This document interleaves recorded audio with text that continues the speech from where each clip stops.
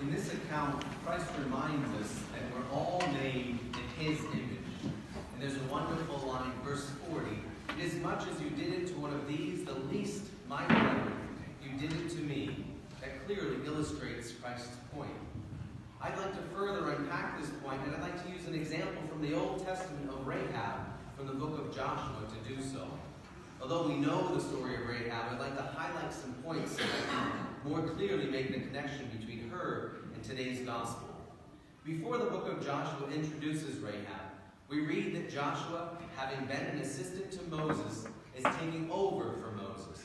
He's communicating with God, caring for the Ark of the Covenant, taking care of God's people, and warning those living outside of the law that they need to change their ways. The first task given to Joshua regarding those living outside of God's law is to take back the land of Jericho. When we read this account, we should pay special attention to the fact that God didn't just send a plague to destroy the inhabitants of the city and allow His people to enter. Instead, He had His people work toward accomplishing God's work. And I'd just like to point out that Joshua, a man chosen by God, still had to work for the glory of God. He didn't have it easy, and neither do we. So we shouldn't be frustrated when our prayers aren't answered immediately or how we think they should. But back to Joshua. His first task was to take back Jericho, and the first step he took to overtaking the city was to gather intelligence. And this essential step is a top priority in those engaging in missions like Joshua's. In chapter 2 of the book, we are told that Joshua sent 2 spies to gather information about the city, its strengths and its weaknesses. And this is where we meet Rahab. The 2 spies entered into Rahab's house and lodged there. And this is a wise move on the part of the spies, because Rahab was a harlot. So it wasn't uncommon for a variety of different men to be coming in and going out of her house, and these spies knew they wouldn't raise any suspicion being inside there. Rahab was a harlot, so she was accustomed to being used. Her body was constantly used for money, and now her house was being used to gather intelligence. It would probably be very hard for someone to trust a person in her profession, because one might be inclined to second guess her intentions. But the spies did end up trusting Rahab. She revealed to them her love of God, fear of His judgment, and her desire to draw near to Him. So the spies trusted Rahab, and she protected them. In return for her protection and help, they rescued her and her household when they overtook the city. And this is the connection I'd like to make with today's reading.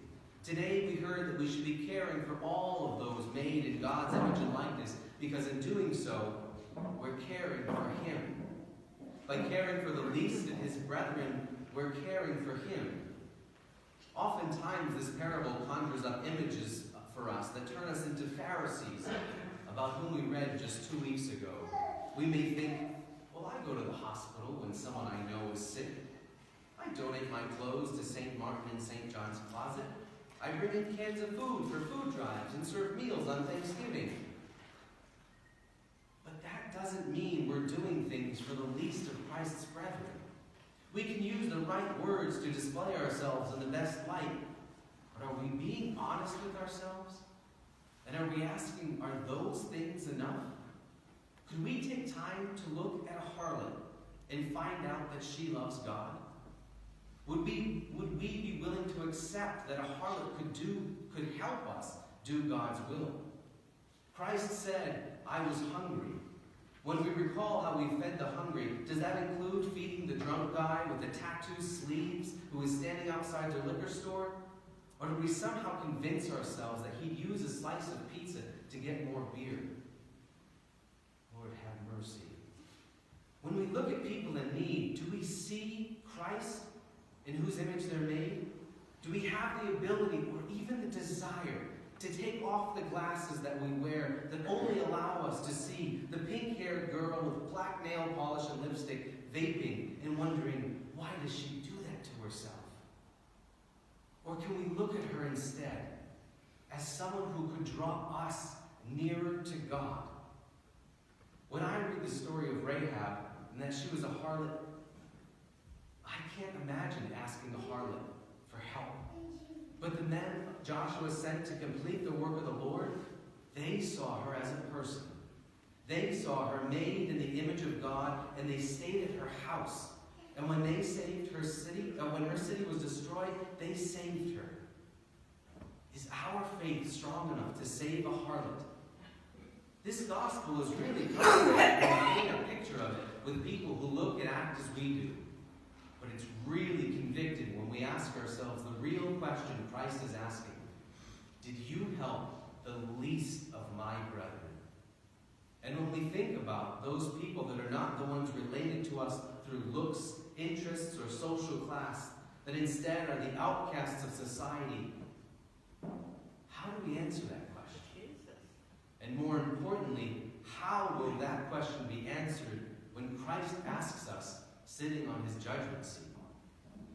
And just to be clear, we don't do acts of mercy because we're trying to earn our way into the kingdom of heaven. Instead, we do these things because we love God, and these things are an expression of love. If we're doing them just to put a check in the box, then we miss the whole point. Feed the hungry, clothe the naked, visit the shut-ins, and do it with love. Do it with love because you love God, and these are the least of God's brethren. Lord, we ask you to grant us the strength to see you in all people, so that we may serve you in all people. In the name of the Father, and of the Son, and of the Holy Spirit.